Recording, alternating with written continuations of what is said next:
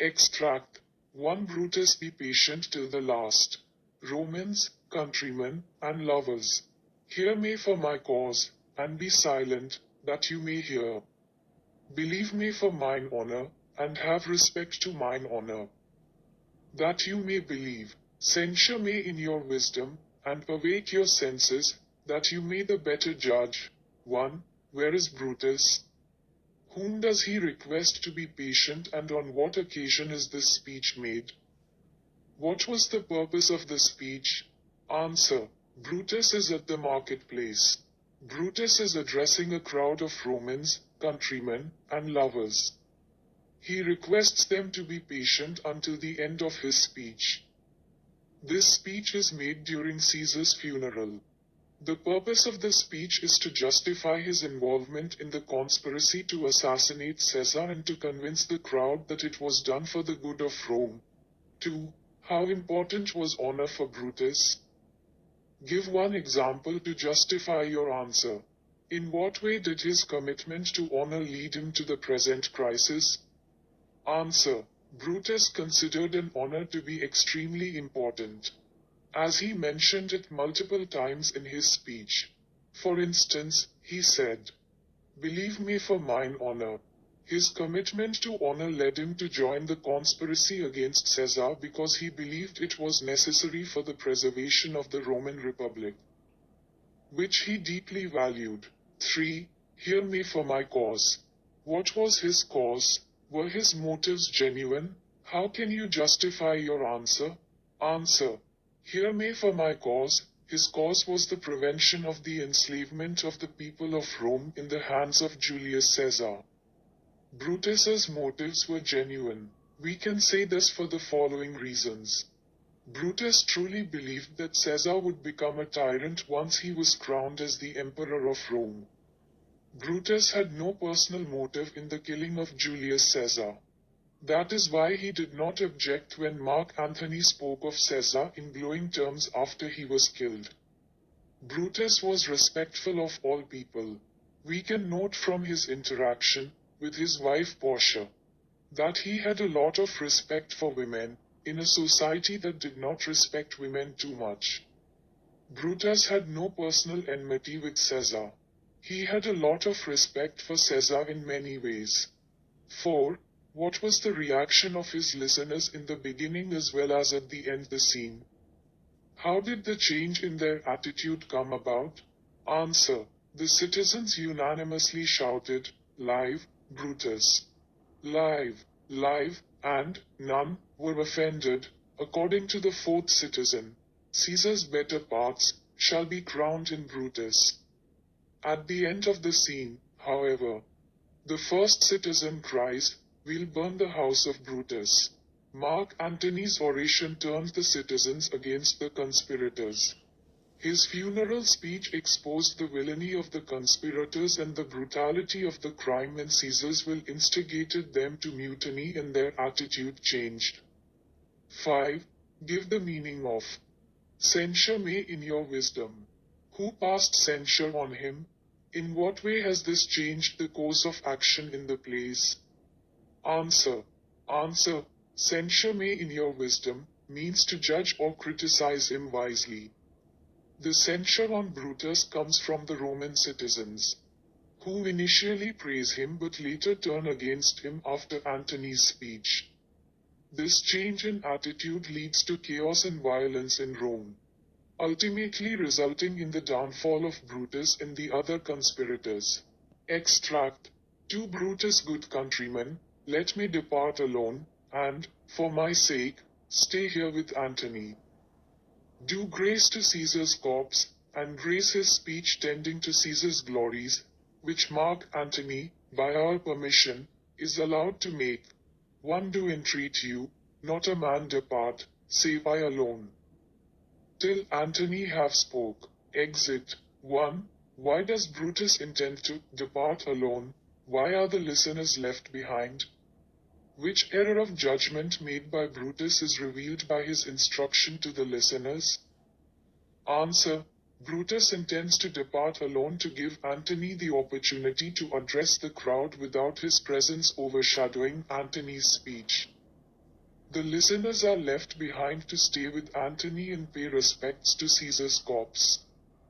The error of judgment made by Brutus is underestimating the impact Antony's speech could have on the crowd and assuming that Antony's oration would be in line with their expectations. 2. Give the meaning of do grace to Caesar's corpse, and grace his speech. Answer. This expression means to show respect and honor to Caesar's body and also to show respect and appreciation for the speech that Antony is about to deliver. B. Not a man depart. Answer. This expression means that nobody should leave, everyone should stay. 3.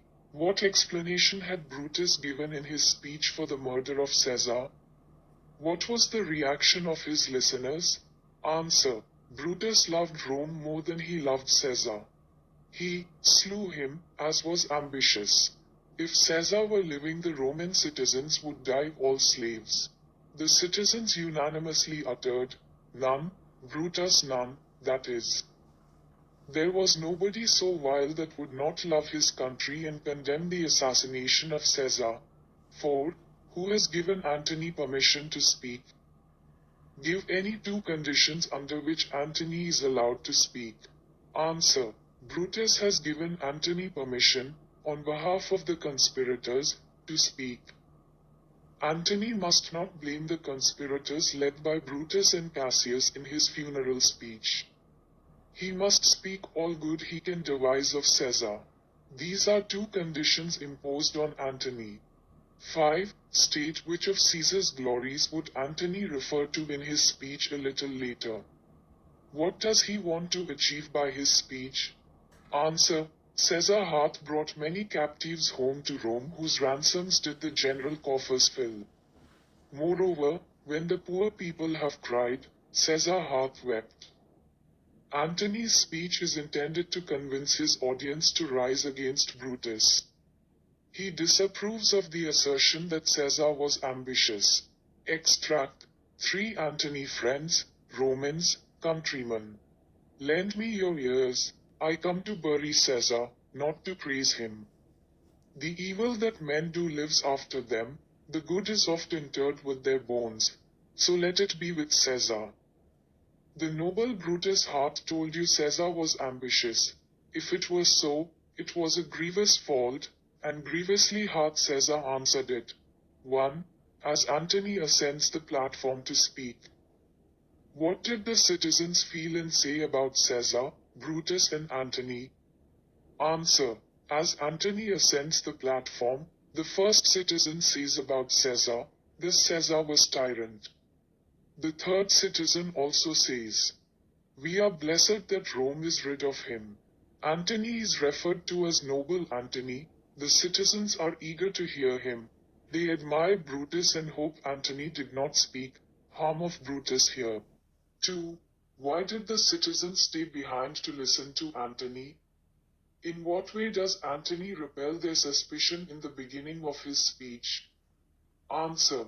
The citizens stayed behind to listen to Antony only because Brutus had asked them to do so. At the beginning of Antony's speech, the citizens were a little suspicious of the intentions of Antony. Antony repels their suspicion at the beginning of his speech by stating that he comes to bury Caesar, not to praise him.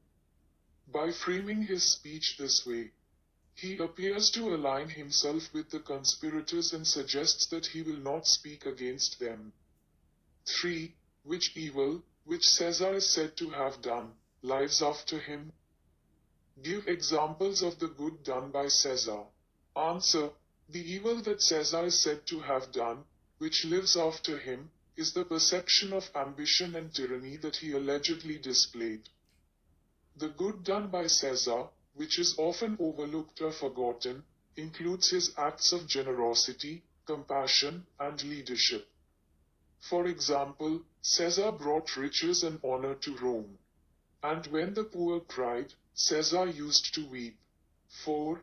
Why does Antony say, the noble Brutus? Why does he use the praise, if it were so? Why couldn't he be frank in his remarks? Answer. Antony says, the noble Brutus, because Brutus had completed this speech before Antony had begun his speech. Brutus's speech generated a lot of respect for him and public opinion was in favor of Brutus. In order not to earn the wrath of the audience, Antony addressed Brutus respectfully as noble Brutus. He uses the term, if it was so, because he does not agree with the assessment of Brutus that Caesar was ambitious. Brutus had warned him not to blame them. Else he shall not have any hand at all, about his, Caesar's, funeral. Antony was at risk, so, Antony could not be frank in his remarks. He had to win the confidence of the conspirators to speak to the Romans. 5. Why do you admire Antony at this juncture? State briefly how he dealt the crisis he found himself in. Answer. I admire Antony at this juncture because against all odds and in the presence of Brutus and other conspirators he had to generate sympathy for Caesar. The acceptance of the reasoning given by Brutus of the killing of Caesar had made Antony's job even more difficult. However, Antony, without antagonizing Brutus and his men, got them to give him a chance to address the audience. When he got the chance to address the audience, they gently reminded them of all that Caesar had done for them. He told the audience about Caesar's will, that Caesar had willed his fortune to the people of Rome. This generated sympathy for Caesar and turned the tide against Brutus and his men.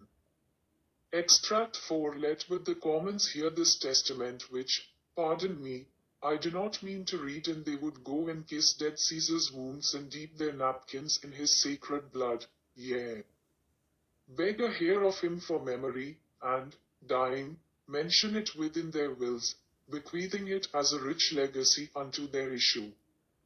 1. Which testament is referred to by Antony and who are referred to as the commons? Why does Antony not want to read the testament? Answer. The testament is a parchment with the seal of Julius Caesar, that is, Caesar's will. The Roman citizens are referred to as the commons. Antony does not want to read the testament to arouse the curiosity of the Roman citizens. He employs this device to highlight the greatness of Caesar. This is his diplomacy and skillful statesmanship. 2. Give the meaning of bequeathing it as a rich legacy unto their issue. Answer. The word it refers to a strand of hair obtained from Caesar as a memento, and issue means children. The Roman citizens, when they die, will mention it, strand of hair, in their wills, arranging to give it as a piece of rich property to their children. Antony glorifies Caesar while speaking about his will. 3. Mention 2 of the purposes why the commons would dip their napkins in Caesar's blood and beg a hair of his. Why is the blood of Caesar said to be sacred? Answer. The 2 reasons why the commons would dip their napkins in Caesar's blood and beg a hair of his are as under. Because they now viewed Caesar's death as a sacrifice, and as a result, his blood and hair were viewed as holy. They would dip their napkin in Caesar's blood and beg for his hair as a mark of respect to Caesar and as a sign of atonement for having earlier supported his killing. Caesar's blood was considered holy since he had sacrificed his life for the people of Rome. Sacrificial blood was considered holy then. 4. Besides the testament, which other item does Antony show later to the commons? How does that incite the commons? Answer. Other than the will, Antony showed the audience the cloak that Caesar wore for the first time when he conquered Nervi. He also showed them the dagger that Cassius used to stab Caesar. He pointed out to the Romans how mutilated the body of Caesar had become. This incited the commons because they, upon seeing these things, now realized that Caesar was killed unfairly. 5. State briefly how Antony cleverly played on the emotions of the common people and show how they reacted as he desired. Answer. Antony cleverly played on the emotions of people to make them react as he desired. He began by showing a lot of respect to Brutus and his men, as the mood among the audience was one of agreement with what Brutus had done. Later, he cleverly gave examples to the audience of why Caesar was neither greedy nor ambitious, or that he had any intention to enslave people after becoming emperor. He told his audience that, after a person's death, the evil he had done is remembered. Using this as the pretext, he reminded the audience of the good that Caesar had done for the welfare of Romans. This influenced the audience in favor of Caesar. He couched his praise for Caesar by saying that he was upset with the death of Caesar and, therefore, was very sentimental. He cleverly asked the audience why they were not mourning for Caesar and if there was something wrong with their sense of judgment. He brought out the issue of Caesar's will to show to the people that Caesar was generous and had asked for his fortune to be divided among the Romans. These issues generated a lot of sympathy for Caesar, and the opinion of the audience shifted from hatred for Caesar to sympathy for Caesar.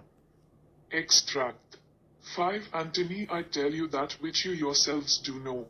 Show your sweet Caesar's wounds, poor dumb mouths, and bid them speak for me. But were I Brutus, and Brutus Antony, there wherein Antony would ruffle up your spirits, and put a tongue in every wound of Caesar, that should move the stones of Rome to rise in mutiny. 1. Why are the wounds referred to as poor dumb mouths? If Brutus Antony, what would have happened in every wound of Caesar? Answer. The wounds of Caesar are referred to as poor dumb mouths because they are not able to tell the world the brutal manner of Caesar's death caused by people who Caesar loved and trusted. Mark Antony. To incite anger, people told them if he had been Brutus he would have ensured that every wound in Caesar's body would have been given a tongue to tell the world how Caesar was killed through treachery. Antony cleverly tells the people, using Brutus as the shield, how they must react to the brutal killing of Caesar. 2. What does Antony indirectly say to indicate that there should be a mutiny? Bring out the irony in his words in the extract. Answer. Antony indirectly says that the wounds of Caesar would have the potential to stir up the unfeeling stones of Rome to rebel and riot. His words are ironic. By speaking about the stones, he is making the Roman citizens emotional. They are neither wood nor stones but men. So if the stones will rise against the traitors, they must seek revenge and rebel. 3. At the end, how does the mob leave the scene? What do they plan to do? What does Antony, being satisfied, say after the departure of the mob? Answer. The mob leaves the scene in a destructive mood. They leave with sympathy for Caesar and contempt for the conspirators. They decided to loot and burn everything in their path. They decided to burn the conspirators. After the departure of the mob, Antony says the goddess Fortunate is with him and that the goddess would grant him anything given the mood of the people.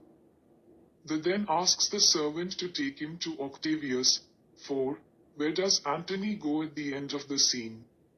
Whom does he join there? What happens to Brutus and Cassius? Answer.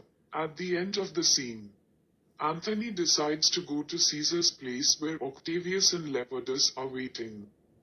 Brutus and Cassius had to flee Rome to escape the fury of the mob. 5. Mention, with examples, any three of the tactics used by Antony to make the common people slaves of passion and resentment. Answer. The tactics that Antony used to make the common people slaves of passion and resentment are continuously referring to the goodness and greatness of Caesar. This made the Romans believe that Caesar was unfairly killed, not directly criticizing Brutus and his team of conspirators. This leads the Romans to believe that Mark Antony had no ulterior motives in praising Caesar, constantly referring to the wound on the body of Caesar, thereby creating sympathy for Caesar. referring to the will of Caesar to prove that Caesar was not greedy but wanted good things for the people of Rome, and that is the reason why he had willed 75 drachmas for every citizen of Rome.